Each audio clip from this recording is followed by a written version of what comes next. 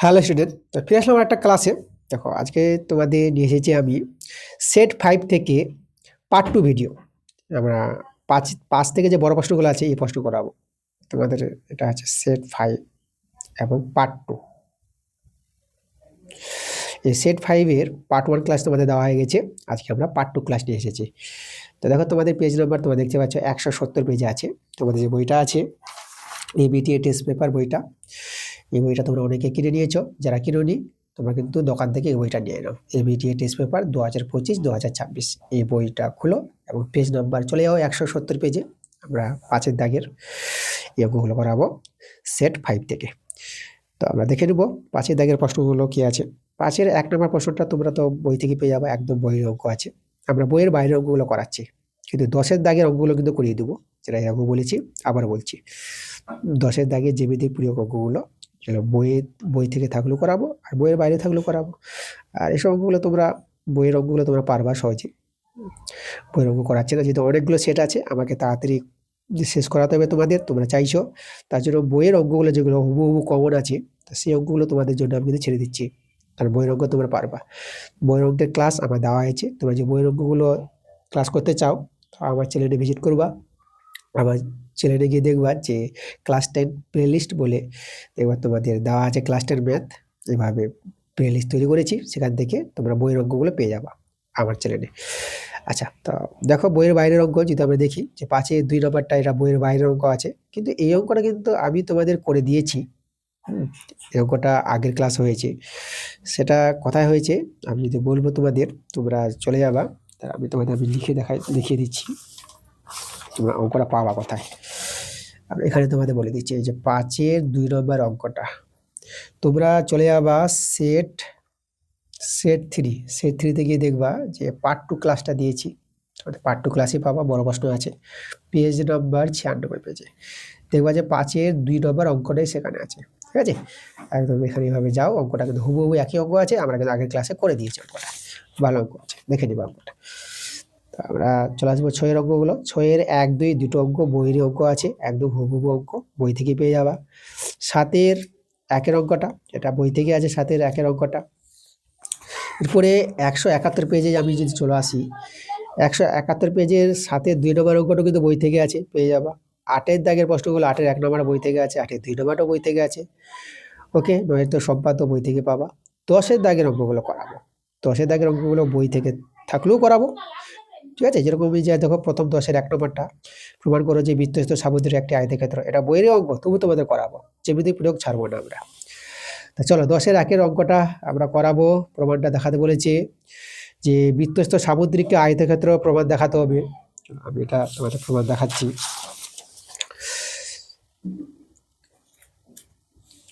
10-এর 1 নম্বর দেখো, বৃত্তস্থ সামুদ্রিক যদি আমরা তৈরি করি, আগে একটা বৃত্ত তৈরি করলাম, তারপর আমরা বৃত্তস্থ সামুদ্রিক তৈরি করে নেব।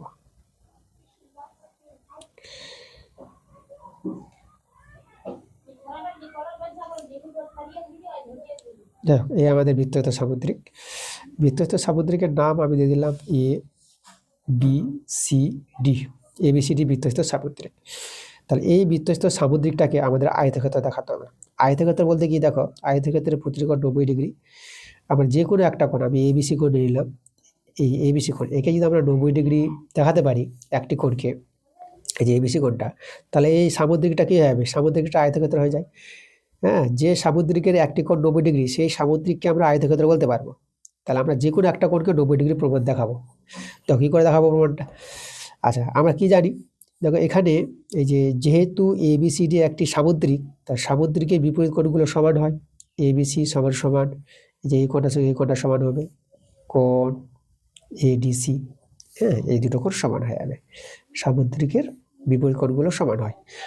আর আমরা জানি যে বৃত্তস্থ চতুর্ভুজ, দেখো বৃত্তস্থ চতুর্ভুজের বিপরীত কোণগুলো পরস্পর সম্পূরক হয়, মানে এই দুটো কোণের যোগফল 180 ডিগ্রি পাবা।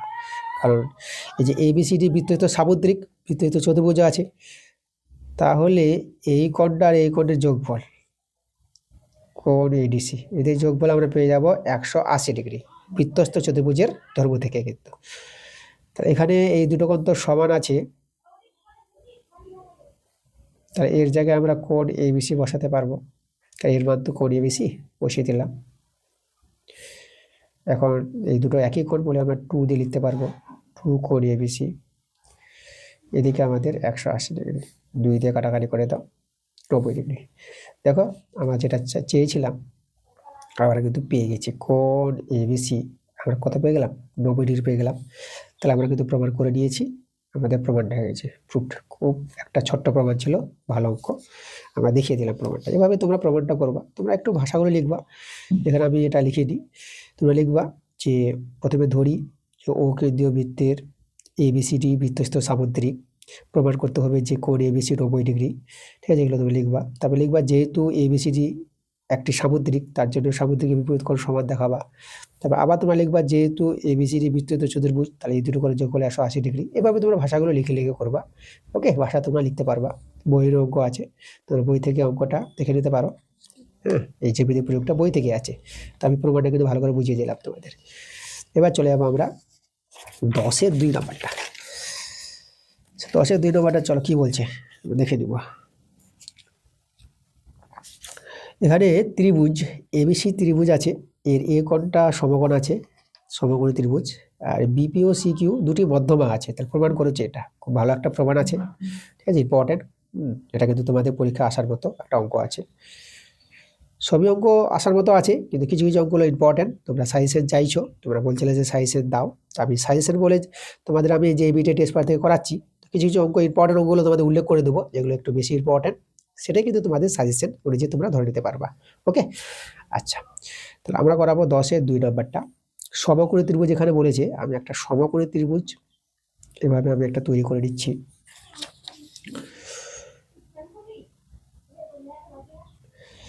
তাই এখানে এ কোণটা কিন্তু আমাদের 90 ডিগ্রি বলেছে, এটা আমরা এ কোণ দিয়ে দিলাম, এ কোণ 90 ডিগ্রি। এখানে আমরা নাম দিয়ে দিই এদিকে, এদিকে বি, আর এটা আমরা সি নাম দিয়ে দিলাম। দুটি যে মধ্যমা বলেছে এখানে, মধ্যমা বিপি, তাহলে এইদিকে একটা মধ্যমা আছে, এখানে আমি একটা পি বিন্দু নিয়ে নিলাম, তাহলে আমরা বিপি যোগ করে নিব, বিপি যোগ হয়ে যাবে। আর আমাদের মধ্যমা কিন্তু এখানে সি কিউ বলেছে, তাহলে এখানে একটা মধ্যবিন্দু কিউ, দেখো মধ্যমা কিন্তু এই যে কিউ বিন্দুটা এই বির মধ্যবিন্দু হবে, তাহলে এইভাবে যদি যোগ করে দিই, তাহলে আমরা সি কিউ একটা মধ্যমা পেয়ে গেলাম। আচ্ছা, এখানে তোমাদের বলবো, এখানে যদি আমাদের এই যে এপিটা যদি আমাদের মধ্যমা হয়, তাহলে আমাদের এপিটা হয়ে যাবে হাফ এসি, এসির অর্ধেক পাবা। আর এখানে এবি, এই যে সি কিউ যদি মধ্যমা হয়, তাহলে এখানে এ কিউটা পাবা, হাফ এবি পাবা, এখানে তো মধ্যমা ধর্ম। ওকে, মধ্যমা অনুসারে আমরা এই দুটো পেয়ে যাব। এখন এটা তো আমাদের 90 ডিগ্রি আছে, তাহলে এখানে আমরা যদি বলি যে সমকোণী ত্রিভুজ আছে, এই যে মানে বিএপি, এটা সমকোণী ত্রিভুজ পাবো। আর এদিকে এসি কিউ সমকোণী ত্রিভুজ, দুটি সমকোণী ত্রিভুজ। আমরা প্রথমে নিব সমকোণী ত্রিভুজ, সমকোণী ত্রিভুজ আমরা নিয়ে নিচ্ছি কোনটা, আমরা নিয়ে নিচ্ছি এই যে এবিপি নিয়ে নিলাম, এবি, বি আমরা নিব এবিপি, এবিপি সমকোণী ত্রিভুজ। এর আমরা এখানে দেখাচ্ছি অতিভুজ হচ্ছে আমাদের বিপি, তাহলে আমরা অতিভুজ নিয়ে নেব বিপি, অতিভুজ বিপি স্কোয়ার সমান সমান, আর AB square plus AP square. দেখো এই যে সমকোণী ত্রিভুজ, তাহলে এখানে কাজ করি, BP square AB square plus, দেখো এপির মানটা আমরা বের করে রেখেছি, তাহলে এপির জায়গায় আমরা বসিয়ে দেব হাফ এসি, এই দেখো হাফ এসি বসিয়ে দিলাম, তার স্কোয়ার,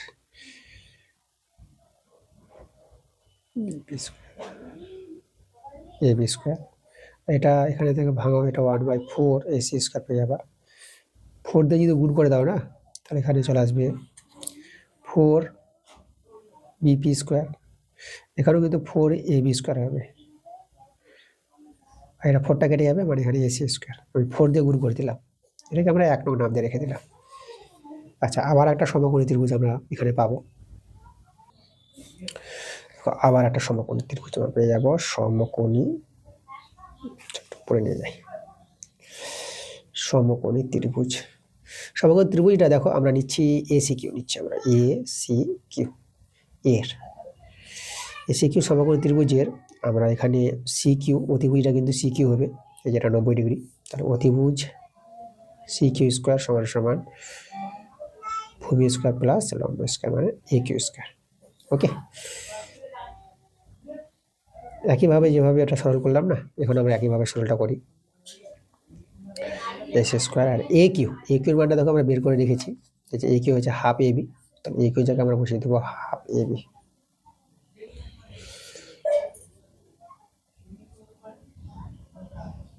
এটা 1/4 পেয়ে যাবা এ বি স্কোয়ার। 4 দিয়ে গুণ করে দাও, 4 দিয়ে যদি গুণ করে দাও না, এটা 4 সি কিউ স্কোয়ার হবে, এটা 4 এসি স্কোয়ার, আর এখানে 4টা কেটে যাবে, এখানে শুধু কিন্তু এ বি স্কোয়ার হয়ে যাবে। একে আমি 2 নং নাম দিয়ে দিলাম।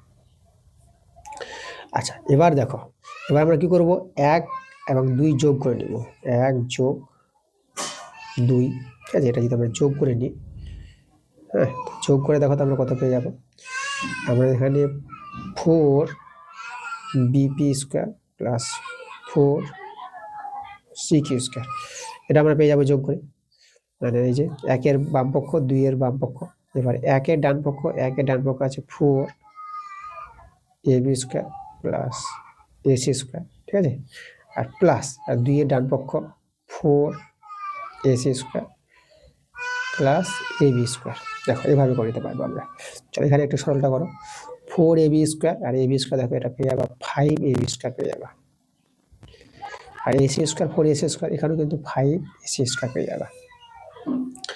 আচ্ছা, এখানে 5 কমন নিয়ে নাও, 5 কমন নিয়ে তোমরা পেয়ে যাবা এটা A B square plus AC square.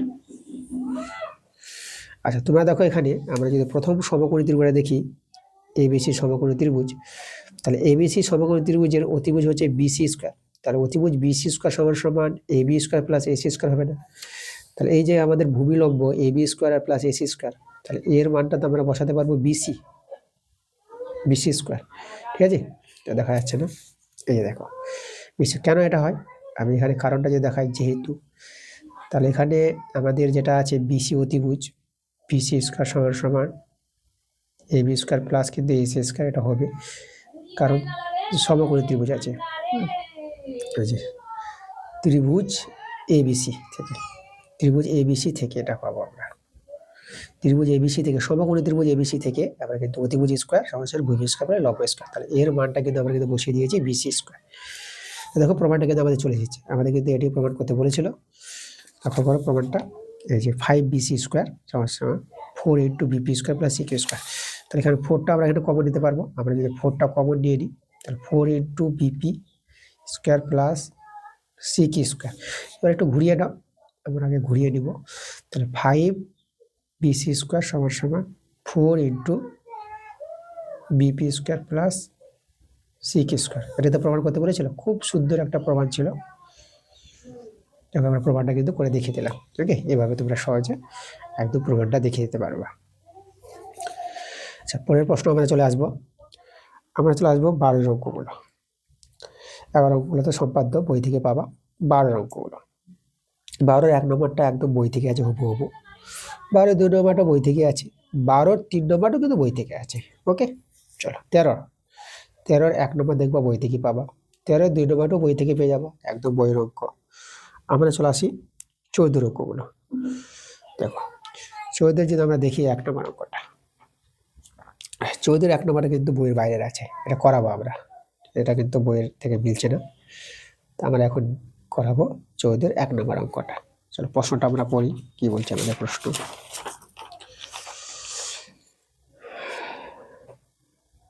14 1 নম্বর বলছে, একটি নিরেট লম্ববৃত্তাকার লোহার দণ্ডের ভূমিতলে ব্যাসার্ধ দৈর্ঘ্য 32 সেমি এবং উচ্চতা 35 সেমি, সেই দণ্ডটাকে গলিয়ে 8 সেমি ব্যাসার্ধ এবং 28 সেমি উচ্চতা বিশিষ্ট কতগুলি নিরেট শঙ্কু তৈরি করা যাবে, কতগুলি শঙ্কু তৈরি করবে, সেই লম্ববৃত্তাকার দণ্ডটাকে গলাবে। আচ্ছা, তাহলে এখানে কতগুলি শঙ্কু তৈরি হবে, তোমরা সেই দণ্ড লম্ববৃত্তাকার দণ্ডের আয়তন বের করতে হবে, আর শঙ্কুর আয়তন বের করতে হবে। সেই দণ্ডের আয়তনটাকে শঙ্কুর আয়তন দিয়ে ভাগ করলে তো আমাদের বেরিয়ে আসবে কতগুলি ছোট শঙ্কু তৈরি হবে, তাই না? এই যে দণ্ড আছে, যেটা চৌমাকৃতি, লম্ববৃত্তাকার দণ্ড চৌমাকৃতি, চোঙের আয়তনের সূত্র দণ্ড, সেটা আমরা জানি পাই আর হচ্ছে ব্যাসার্ধ, হ্যাঁ 32, এই যে পাই আর স্কোয়ার ইন্টু এইচ হচ্ছে 35। এককগুলো দেখো, সবগুলো দেখে নিবা, সেমিতে আছে, হ্যাঁ এককগুলো একই আছে। তাহলে এই যে আয়তনটা চোঙের বা দণ্ডের আয়তন, একে ভাগ করবো কি দিয়ে? শঙ্কুর আয়তন দিয়ে ভাগ করবো। শঙ্কুর আয়তন দেখো, মানে একটি শঙ্কুর আয়তন যেটা আমরা পাবো 1/3 পাই আর স্কোয়ার, আর এখানে ব্যাসার্ধ যেটা বলেছে 8 সেমি, তাহলে এখানে হবে 8 এর স্কোয়ার, আর এখানে শঙ্কুর উচ্চতা যেটা 28 সেমি বলেছে, এখানে আমরা 28 দিয়ে দেবো। এই যে দেখো, তাহলে দণ্ডের আয়তনটাকে শঙ্কুর আয়তন দিয়ে ভাগ করলি আর যেটা অ্যান্সার বেরোবে, এতগুলি হবে আমাদের শঙ্কু তৈরি হবে। হ্যাঁ, এত সহজে তুমি এটা করতে পারবে, খুব ভালো অঙ্ক। চলো আমরা এখানে সরলটা করি, পাই কেটে দিলাম। তাহলে এখানে 32টা দুবার হবে 35, 1/3 থাকবে, আর 8টা দুবার লিখো, ওইদিকে 28, 8 4 32, 8 4 32, আচ্ছা 4 7 28, এই যে 4 7 28, আচ্ছা 7 5 35, তাই তো? এবার দেখো আমাদের হয়ে গেল কে এখানে 4 গুণিত 5 আর 1/3টা, 3টা কিন্তু উপরে চলে যাবে, 3টা উপরে চলে আসবে, 4 5 20, 20 3 60, 60টি। দেখো তাহলে আমাদের কিন্তু এখানে 60টি শঙ্কু তৈরি হবে। হ্যাঁ, সেই লম্ববৃত্তাকার দণ্ডটা গলিয়ে যে শঙ্কু তৈরি করবে, কতগুলি শঙ্কু তৈরি হবে? আমাদের 60টি শঙ্কু তৈরি হবে, এটা কিন্তু আমাদের অ্যান্সার। আমরা চলে আসবে এবার পরে 14 নম্বর প্রশ্নটা। 14 নম্বর, এটা কিন্তু বইয়ের বাইরের প্রশ্ন আছে, আমরা করাবো এটা 14 নম্বর অঙ্কটা। কি বলছে দেখো 14 বলছে দুটি গোলকের ব্যাসার্ধের সমষ্টি 10 সেমি এবং গোলক দুটির ঘনফলের সমষ্টি 880 ঘন সেমি। গোলক দুটির ব্যাসার্ধের গুণফল বের করতে বলছে। ভালো অঙ্ক আছে,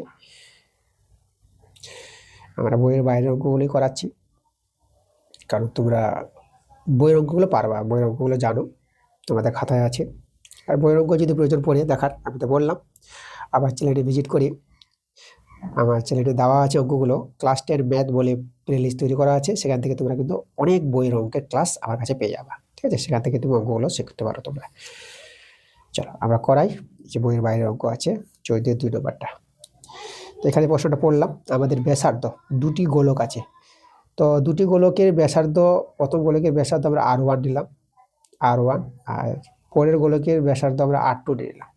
তো এখানে আমাদের যেটা বলেছে, গোলকের ব্যাসার্ধের সমষ্টি বলেছে, মানে R1 প্লাস R2 সমষ্টি কত বলেছে? 10 বলে দিয়েছে, 10 সেমি, এটা প্রশ্ন বলেছে। আর তাদের ঘনফলের সমষ্টি, আবার গোলক দুটি ঘনফল, তাহলে এখানে গোলক দুটি ঘনফল বলতে প্রথম গোলকের ঘনফল আয়তন যেটা 4/3 পাই R1 কিউব, প্লাস দ্বিতীয় গোলকের আয়তন 4/3 পাই R2 কিউব।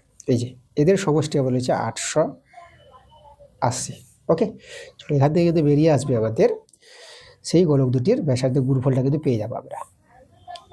তো এখানে 4/3 পাই কমন নিলে পরে এটা R1 cube plus R2 cube হয়ে যাবে, এদিকে আমাদের 880।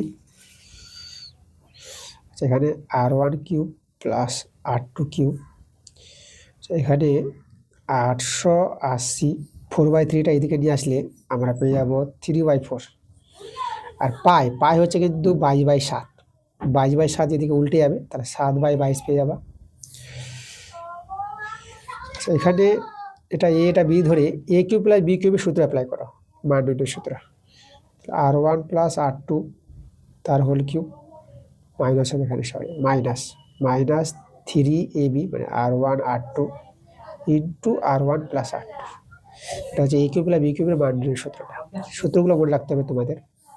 আর এখানে কাটাকাটি করো, 4 2 8, 4 2 8 0, 220, আর 22 একে 22 0।